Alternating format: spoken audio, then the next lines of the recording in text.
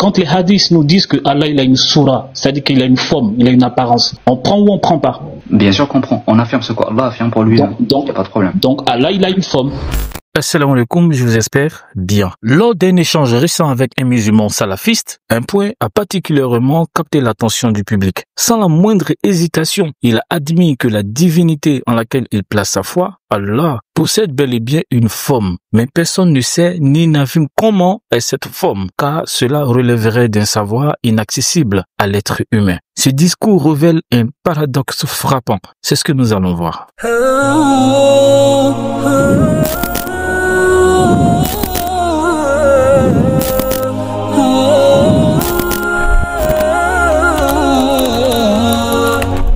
Dans un hadith authentique attribué au prophète de l'islam où il lui est demandé si les croyants verront le Seigneur au jour de la résurrection, Mohammed répondit par l'affirmative en prenant l'exemple sur la vue de deux astres, le soleil et la lune. Le propos poursuit pour indiquer que Allah y viendra auprès des croyants sous une forme que ces derniers ne reconnaîtront pas et ils voudront se prémunir contre lui. Mais quand Allah y viendra sous sa véritable forme qu'ils reconnaissent, les croyants sauront que c'est le Seigneur. Le paradoxe du discours attribuant une forme à Allah, le Dieu islamique, est le suivant. D'un côté, on affirme qu'Allah n'a rien de semblable à sa création. De l'autre, on lui attribue des éléments comme des mains, des yeux, un visage, des doigts et même une forme qui renvoie aussi inévitablement à des notions de corporéité, d'anthropomorphisme, d'apparence, etc. De fait, comment concilier une forme avec l'affirmation d'une totale transcendance? Peut-on parler de forme sans impliquer des limites, une description ou une ressemblance quelconque? Quand j'ai demandé à Zaki, musulman salafiste, lors d'un live intense sur la chaîne du pasteur Ménard, s'il était d'accord qu'Allah avait une forme, l'homme l'admit clairement et sans hésitation. Les mains d'Allah et qui sont en action dans la création, parce que la boue là, c'est dans la création. Je ne sais pas si c'est dans la présence ou bien c'est quoi, mais la boue là, ça veut dire les mains étaient en action dans la boue. Voilà ce que le Coran dit. Est-ce que ce que j'ai dit là, ce que nous avons dit, monsieur Zaki, est-ce que c'est faux? Salomon, shalom à toi frère. Moi j'ai jamais dit le fait qu'Allah il a des mains. Moi j'ai jamais dit le fait qu'Allah il a des mains. Par contre, ce que t'as fait, c'est exactement ce que je condamne. Tu montrais avec tes mains. Nous, on condamne l'anthropomorphisme. Parce que Allah, il dit dans un autre verset que rien ne lui ressemble. C'est-à-dire que tu peux pas dire que telle chose ressemble à Allah et tu fais avec tes mains, etc. Tes mains ne ressemblent pas aux mains d'Allah. Tu vois? Et ça, c'est ce que l'imam Malik, il dit. L'imam Malik, il dit, bila kayf bidon takif, bila kayf bidon tashbih, ou bidon ta'wil. C'est-à-dire, on ne demande pas le comment. Toi, t'as mis avec tes mains comme ça, on ne sait pas comment, tout simplement, la descente, on ne sait pas comment, parce qu'on ne sait pas la nature de l'essence ni de l'attribut. Si tu veux dire le comment, tu dois me définir l'essence et l'attribut, tu dois dire à quoi ressemble l'essence et l'attribut, tout simplement. Après, t'as fait l'anthropomorphisme, c'est-à-dire que tu as fait ressemblance, encore t'as dit des mains comme nos êtres humains, non, encore, ça marche pas, ça marche tout simplement pas. Allah, il dit qu'il a créé l'homme à son image. Parce que c'est par rapport, c'est comme les séphats, comment on dit séphats, c'est qu'il a des points communs. Ça ne veut pas dire qu'il lui ressemble à 100%. Tu viens de demander le comment en nous. La règle d'or, c'est de ne pas demander le comment. On ne sait pas dans le comment. Rien ne lui ressemble encore. Tu viens de faire l'anthropomorphisme. Rien ne lui ressemble. On ne sait pas. Après, tu viens de faire du ta'wil, c'est-à-dire que tu dis, oh, puisque Allah il a des mains, ça veut dire qu'il a des doigts, ça veut dire qu'il va bouger comme ça. Nous, on fait pas ça. Voilà, Salomon, vas-y, Salomon. Ok, j'ai voulu, en fait, je trouve intéressant les arguments de Zaki. J'ai l'impression que c'est un salafiste. Zaki, t'es salafiste, c'est ça? T'es salafiste. Ouais, exact. Ok, super, je comprends un peu ta position. Alors, moi, je te pose une question. Tu parles d'anthropomorphisme, c'est bien ça? Bah oui, vous êtes contre l'anthropomorphisme. Exact. Ok, mais est-ce que les hadiths qui parlent des mains d'Allah, est-ce que ça prend au sérieux? Est-ce qu'on prend ça au sérieux? On les prend, on affirme ce qu'Allah a affirmé pour lui-même, mais sans faire l'anthropomorphisme encore. Ok, super. Ok, et donc quand les hadiths nous disent que Allah, il a des doigts, on les prend ou on les prend pas? Bien sûr, si Allah il dit qu'il a des doigts, on les prend, il n'y a pas de problème, mais sans encore dire que c'est des doigts comme les nôtres. Et quand les hadiths nous disent que Allah il a une soura, c'est-à-dire qu'il a une forme, il a une apparence, on prend ou on prend pas? Bien sûr qu'on prend, on affirme ce qu'Allah affirme pour lui, il n'y a pas de problème. Donc Allah il a une forme. Bah sans que ça soit une forme encore non. Par exemple, il y a un hadith qui dit, il y a un hadith qui dit que les gens qui vont rentrer au paradis seront à la forme, à l'image de la lune. Ça ne veut pas dire que ces personnes vont être comme la lune. Est-ce que Allah il a une forme? Faut définir forme, Ah, moi je sais pas, quand le mot arabe c'est soura, c'est quoi une soura? Bah oui, mais différents formes. Définis, moi je te dis ma définition. Ouais, soura, soura a plusieurs sens. Soura c'est une forme, c'est une apparence, bah oui. Il y a plusieurs sens. Bah oui, voilà. Bien sûr. Il ressemble à quelque chose, bien sûr. Il ressemble à quelque chose, bien sûr. Oui, donc quand tu dis que Allah il a une soura. Attendez, Alexandre, dis quoi? Il ressemble à quoi? Tu peux répéter? Ah oui. Elle ressemble à Allah, il a une... On sait pas à quoi, mais il ressemble à quelque chose. Bien sûr. Parce que, voilà, il dit il ressemble à quelque chose. Hein. Bah oui, sinon, attends, sinon...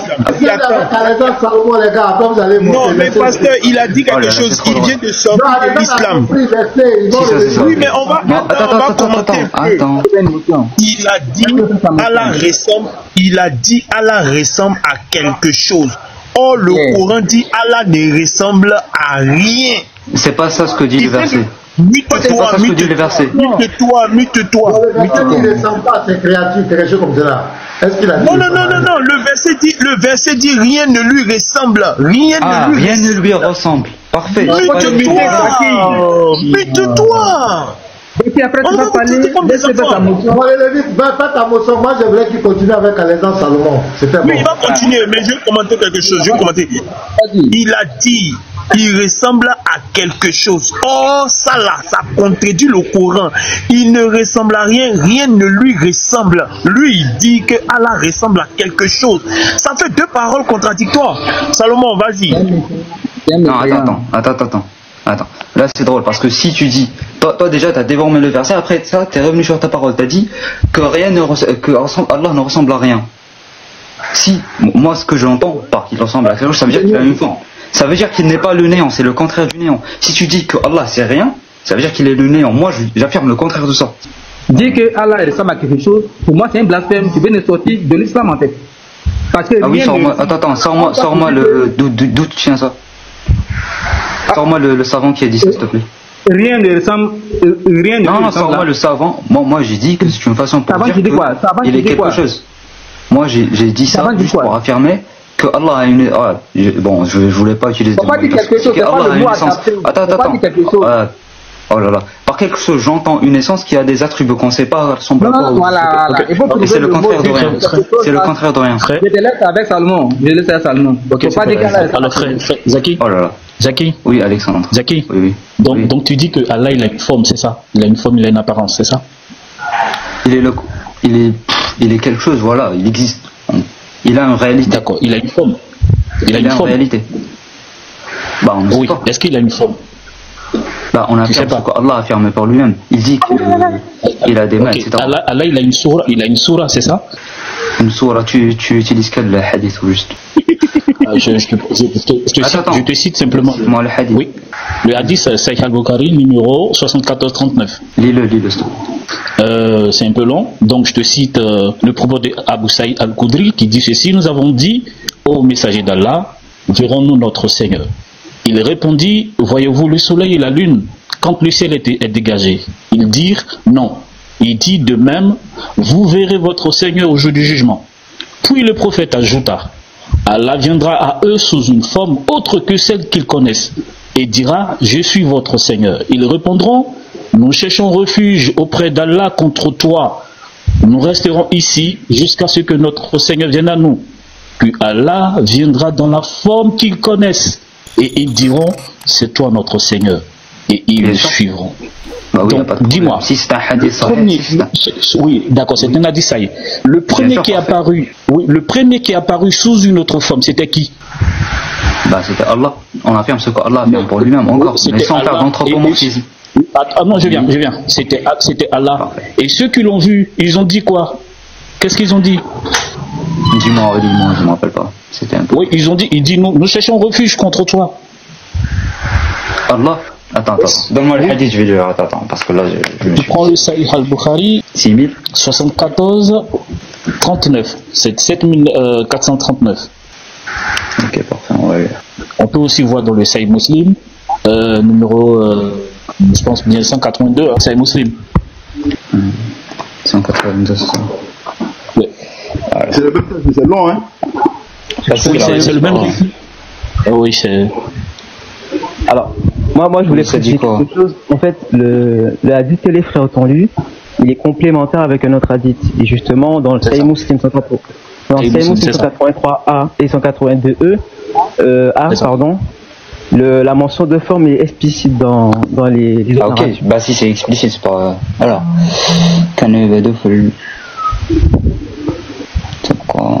ah oui, c'est bon, bah c'est parfait.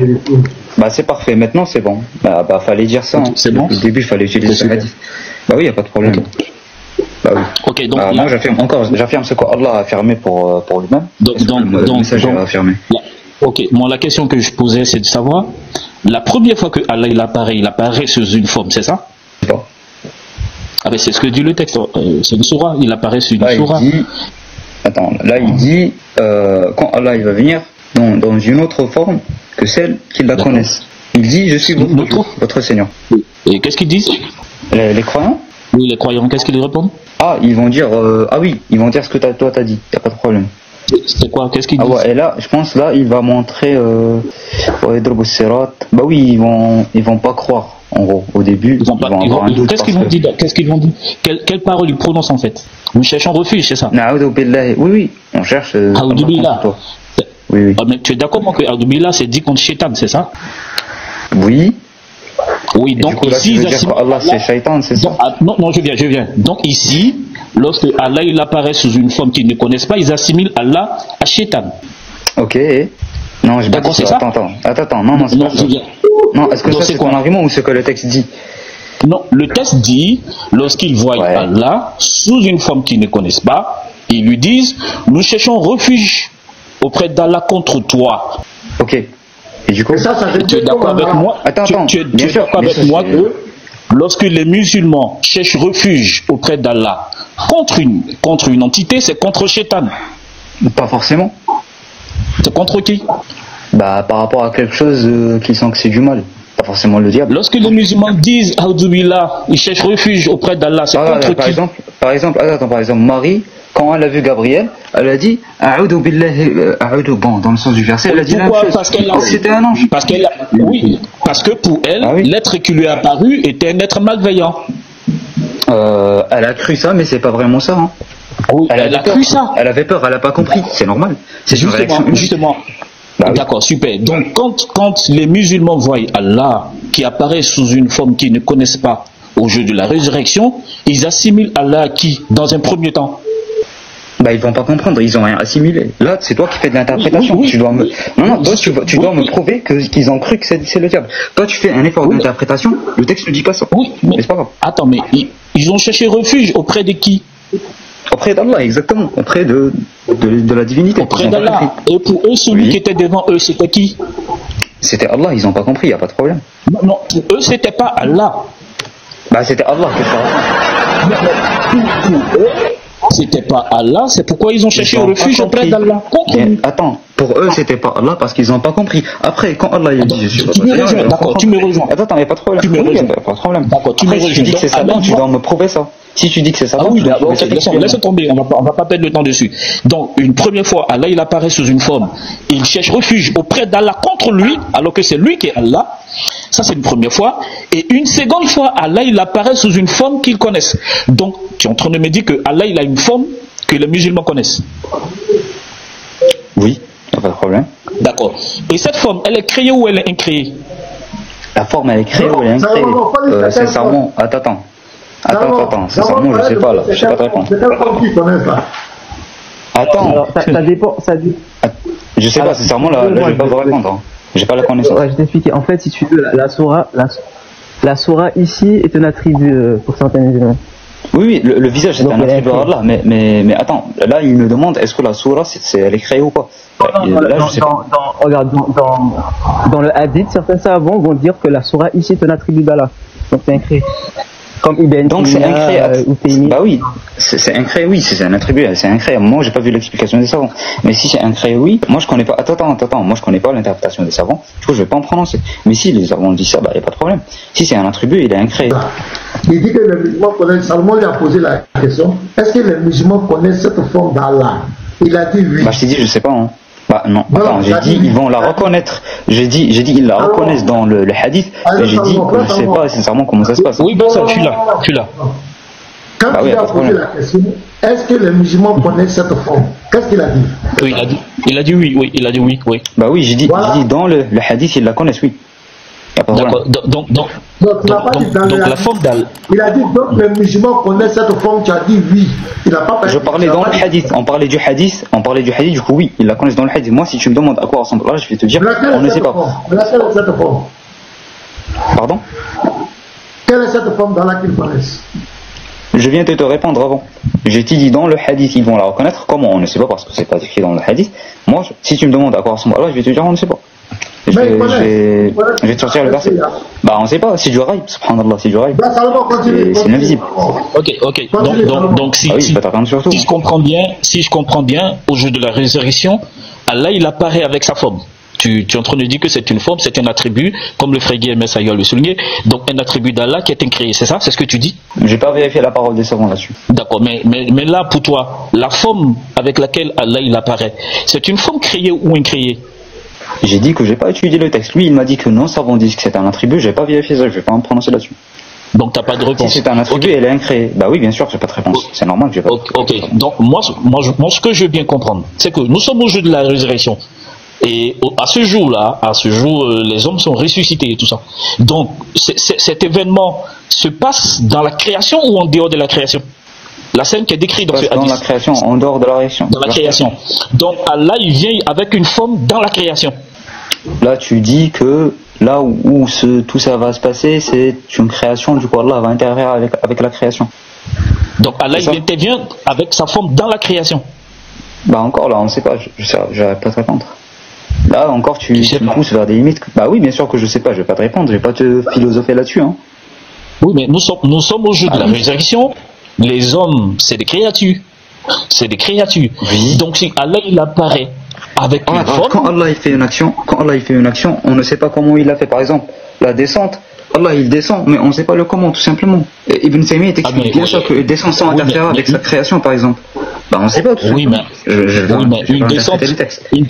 Une descente implique forcément un mouvement, sauf si on est en dehors de la logique. C'est toi qui dis ça.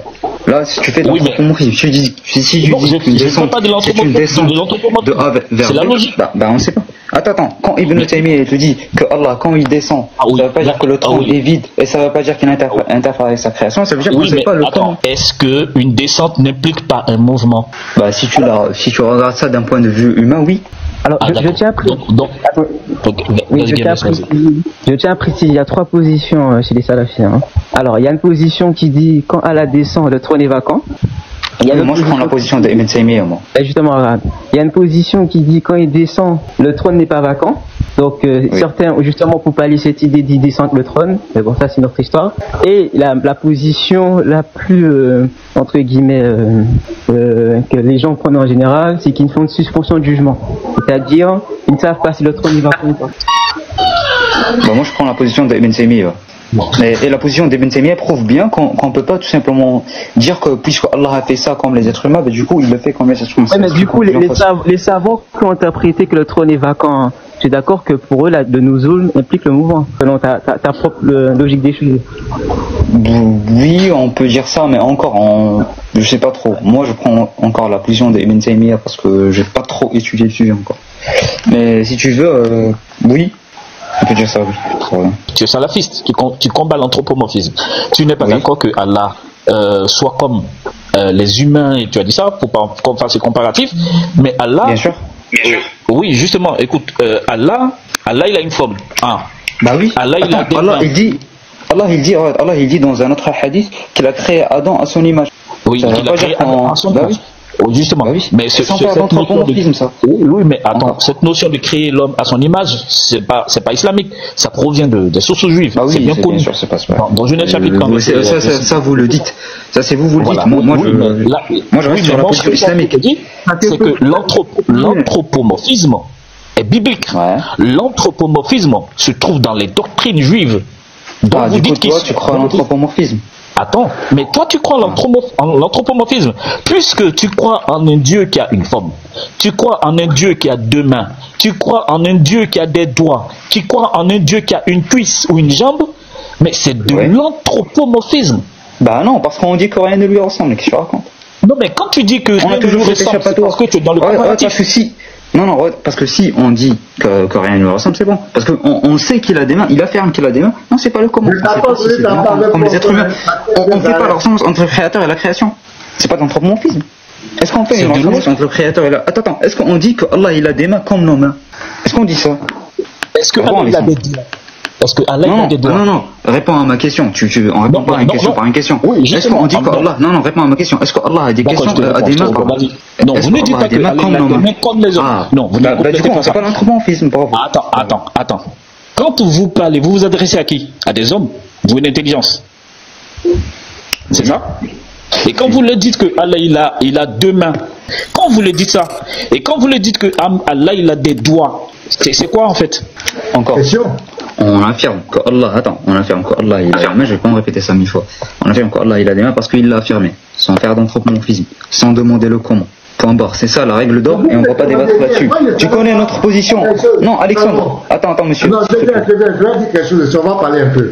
Ça veut dire que vous êtes toujours prêt à critiquer la divinité des autres, mais quand on vous pose la question sur votre... Moi j'ai critiqué, moi j'ai pas critiqué, mais c'est pas grave. Attends, laisse-moi finir. C'est très grave. Ça veut dire que vous ne savez même pas ce que vous adorez. Vous êtes dans le néant. Vous ne savez même pas ce que vous adorez. Bah, vous non plus, hein. Il y a des limites à votre croyance aussi. On ne sait pas le comment. On sait pas le bah non, vous aussi, vous avez des limites à votre croyance. Hein.